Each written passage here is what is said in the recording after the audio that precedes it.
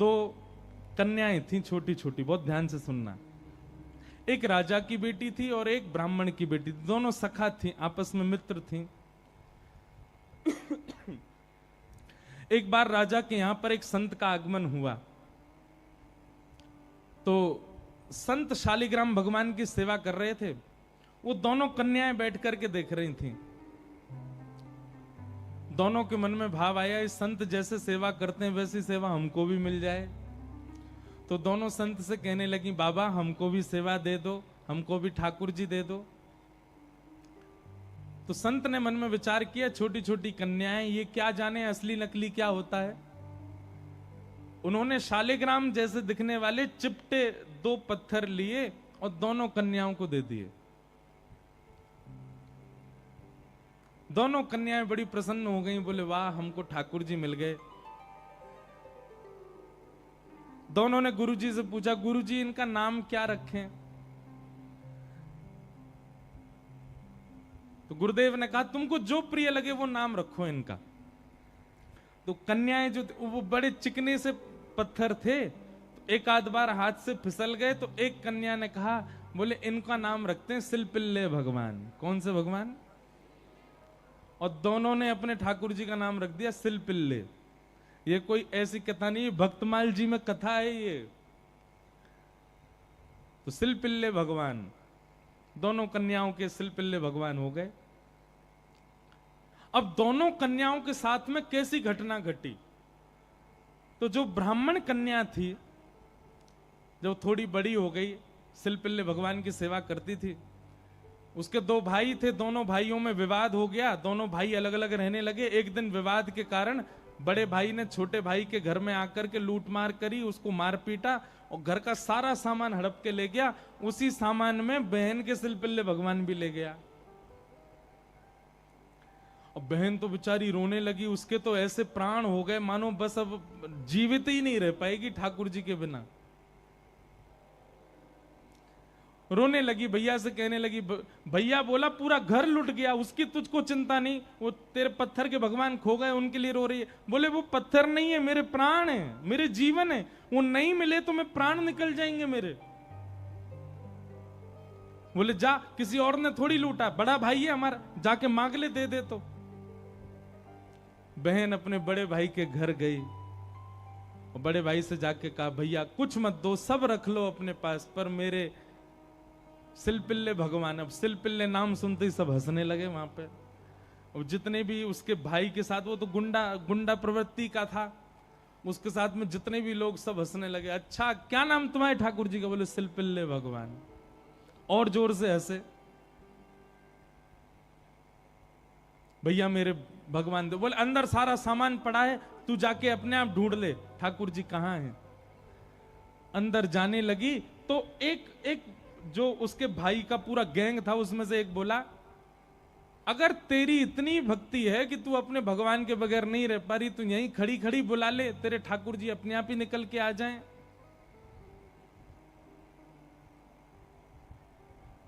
ये बात उसके प्रेम पर मानो प्रश्न चिन्ह लग गया। वह भी मन में सोचने लगी, मैं बचपन से सेवा कर रही हूं सिलपिल्ले को, कभी अपने हृदय से दूर नहीं करती, पर आज इसकी बात से मुझको ऐसा लग रहा है कि मैं तो प्रेम करती हूं, पर वो प्रेम करते हैं कि नहीं, आज उसका भी पता चल जाए। और बाहर खड़े खड़े करुण क्रंदन करते हुए, भाव निमग्न होते हुए, नेत्रों से अविरल अश्रुधार गिर रही है। हां नाथ, हां मेरे सिलपिल्ले नाथ, मेरे पास आ जाओ। दोनों भुजा उठा करके जैसे ही रुदन करने लगी, कक्ष में से वो सामान्य सा पत्थर जिसकी वर्षों से सेवा कर रही थी, वो अपने आप उछट करके आया और उस कन्या के हृदय से आकर के लग गया। बोलो सिलपिल्ले भगवान की। और महाराज ये देख करके भाई और उसका जो पूरा गैंग था, वो सब आश्चर्यचकित हो गए। परिणाम यह हुआ कि सब लोगों ने अपनी सब सामग्री जो उसके भाई की लूट ली थी, सब इकट्ठी करके दे आए। बोले भैया हम तो ऐसे ही समझते थे, पर आज वास्तव में हमने भक्ति का दर्शन किया।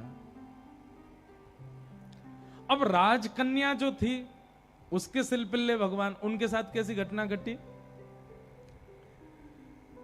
कन्या का विवाह हुआ और जिस पुरुष के साथ में विवाह हुआ वो किसी भी रूप से भक्त नहीं था, ना वो भक्त था ना उसका परिवार भक्त था। कन्या ने विवाह के लिए मना तो किया पर माता पिता नहीं माने, विवाह कर दिया।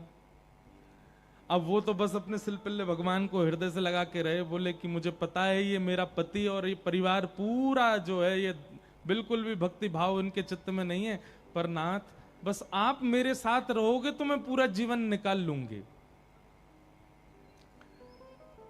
अब जिससे उसका ब्याह हुआ था वो तो काम क्रोध लोभ मोह सब था उसके अंदर, वो तो इसी कारण से विवाह कर रहा था, भोग वृत्ति थी उसकी। लेकिन कन्या के चित्त में यह भाव था कि भाई ये वैष्णव नहीं है, इसको तो मैं स्पर्श भी नहीं करने दूं अपना।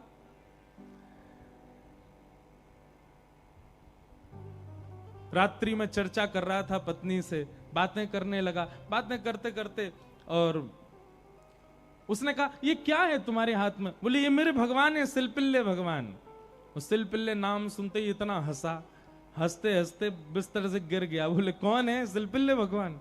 बोले आप हंसिए मत, ये मेरे ठाकुर जी हैं, मैं बचपन से इनकी सेवा करती हूं। अच्छा ठीक है, रखो इनको अपने पास। लेकिन वो उनको दूर करना चाह रहा था, बार बार लेकर के हटाना चाह रहा था। और वो राजकन्या कस के पकड़े, बोले नहीं आप इनको मुझसे दूर मत करो, ये मेरे प्राण है, ये अगर दूर हुए तो मैं प्राण त्याग दूंगी। एक दिन, 2 दिन, 4-5 दिन बीत गए, लेकिन वो ऐसे ही रहे, सिलपिल्ले भगवान को हृदय से लगा के रहे। उसका यही था कि मैं पूरा जीवन इनके साथ नहीं रह सकती, पर आप रहोगे तो मैं रह लूंगी। एक दिन उस राजकुमार को क्रोध आया और उसने जब हट पूर्वक हाथ हटाए और वो सिलपिल्ले भगवान को खींच करके और बाहर एक सरोवर था, सरोवर में फेंक दिया। जैसे ही सरोवर में फेंका, वो राजकन्या वहीं मूर्छित होकर गिर पड़ी। पूरा परिवार इकट्ठा हो गया, सब लोग सोचने लगे, बोले अरे ये क्या हो गया, इसके कहीं प्राण ना निकल जाएं, पूरे गांव में हमारी निंदा होगी, इसके पिताजी बहुत बड़े राजा हैं, हमको कारागृह में डाल देंगे। क्या किया तूने? बोले कुछ नहीं, पत्थर लगाए, बैठी रहती थी, मैंने फेंक दिया तो नाटक कर रही है मूर्छा की। खूब प्रयास किया लेकिन होश में नहीं आई। जैसे तैसे होश में आई, वैद्य के बुलाने के बाद उठते ही मेरे सिलपिल्ले कहां हैं, मेरे सिलपिल्ले कहां हैं।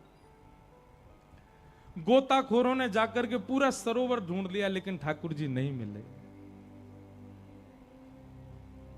अंत तो गत्वा वही सरोवर के किनारे आकर के बैठ गई और रुदन करते हुए बोली, हे मेरे सिलपिल्ले नाथ, यदि मैंने वास्तव में बाल्यकाल से आपको अपना प्रियतम मान करके भेजा हो, आपकी निष्ठा से सेवा की हो, तो आप कृपा करके मेरे पास आ जाना। और यदि आप मेरे पास नहीं आए तो मैं एक क्षण और चिंतन नहीं करूंगी, तुरंत अपने प्राणों का परित्याग कर दूंगी। उसका पूरा परिवार खड़े होकर के देख रहा था। जैसे ही उसने कहा कि हे नाथ, यदि आप नहीं आए तो मैं प्राण त्याग दूंगी, ये बात कहते ही हाँ नाथ, हाँ नाथ, हाँ नाथ करुण क्रंदन करने लगी। तुरंत सरोवर में से अपने आप सिलपिल्ले भगवान निकल करके आए और उसकी छाती से आकर के लग गए। और ये दृश्य देख करके परिवार पूरा जो था वो तो नतमस्तक हो गया और उस कन्या को वापस उसके घर ही छोड़ आए। बोले भैया ये इतनी ऊंची श्रेणी नहीं है हमारी कि हम इसके साथ रहें,